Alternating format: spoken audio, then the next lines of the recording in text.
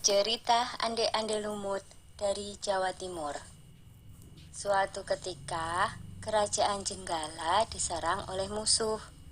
Ketika perang semakin sengit, permaisuri raja yang bernama Putri Dewi Sekartaji melarikan diri dan bersembunyi ke sebuah desa yang jauh dari Jenggala. Untuk menjaga keselamatannya, ia menyamar sebagai gadis kampung.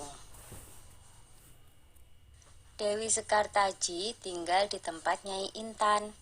Nyai Intan adalah seorang kaya yang mempunyai 3 putri, yaitu Kelenteng Abang, Kelenteng Ijo, dan Kelenteng Biru. Oleh Nyai Intan, Dewi Sekartaji diangkat anak dan diberi nama Kelenteng Kuning. Setelah keadaan di kerajaan Jenggala kembali tenang dan aman, sang pangeran mencari jejak istrinya. Ia pergi dan menyamar menjadi seorang pangeran yang sedang mencari jodoh. Panji Asmarabangun menyamar dengan nama Ande-Ande Lumut, lalu membuat sayembara. Dalam waktu singkat, berita sayembara itu tersebar jauh hingga ke desa si Kelenteng Kuning. Kelenteng Abang, Ijo, dan Biru mendengar kabar sayembara itu.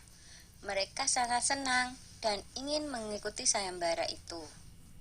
Kita harus berhias agar terlihat cantik dan memikat sang pangeran, kata Kelenteng Abang.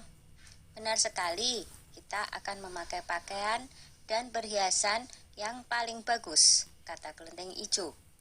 Hai Kelenteng Kuning, kamu tidak usah ikut sayembara ini, karena kamu tidak pantas mendapatkan pangeran.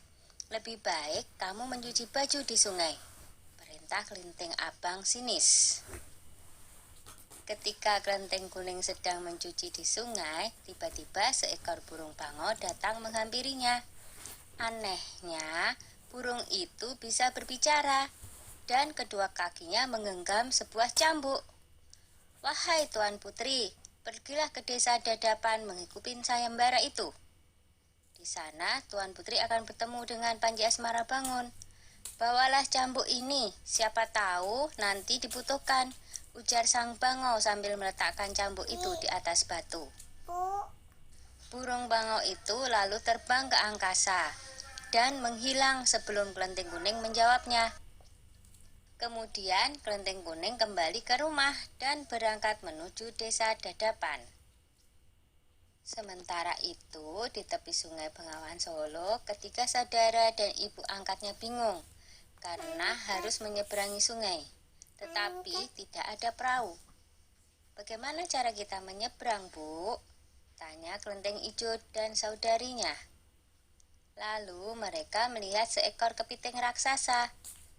Kepiting itu adalah Yuyu Kangkang, utusan Ande-Ande Lumut. Dia diutus menguji para peserta sayembara yang melewati sungai tersebut. Hai kepiting raksasa, maukah kau membantu kami menyeberang sungai? Pinta Kelenteng Abang. Yuyu Kangkang tertawa lebar. Hahaha, aku akan membantu kalian. Apa syaratnya? Kata dia. Apapun syaratnya, kami bersedia. Yang penting kami bisa menyeberang, jawab Kelenteng Abang. Kalian harus menciumku, kata Yuyu Kangkang. Dan mereka pun bersedia memenuhi syarat si Yuyu Kangkang. Kelenteng Kuning tiba di pinggir sungai. Yuyu Kangkang mengajukan syarat yang sama, tetapi Kelenteng Kuning menolak. Dia tak ingin mengkhianati suaminya. Berkali-kali Kelenteng Kuning memohon, tetapi Yuyu Kangkang tetap menolak. Akhirnya Kelenteng Kuning memukulkan cambuknya ke sungai, dan seketika itu air sungai Bengawan Solo surut. Melihat itu, Yuyu Kangkang ketakutan dan segera menyeberangkan Kelenteng Kuning, bahkan mengantarnya sampai ke desa Dadapan. Sayembara pun dimulai.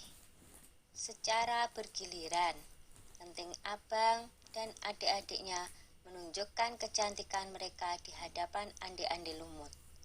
Namun, tak seorang pun di antara mereka yang dipilih oleh ande-ande lumut.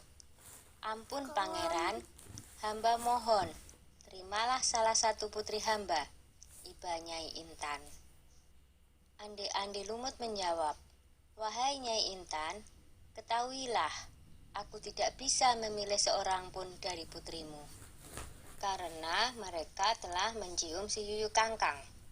Sambil menunjuk kelenteng kuning, pangeran melanjutkan, aku memilih gadis ini karena dia telah lulus ujian, tidak mau mencium si Yuyu Kangkang. Nyai Intan dan ketiga putrinya baru sadar bahwa mereka ditolak oleh ande-ande lumut karena tidak lulus ujian. Kemudian ande-ande lumut membongkar penyamarannya dan mengatakan bahwa dia adalah Panji Asmara Bangun. Kelenteng kuning sangat bahagia karena bertemu lagi dengan suaminya. Sudah ya cerita ande-ande lumutnya. Jumpa lagi.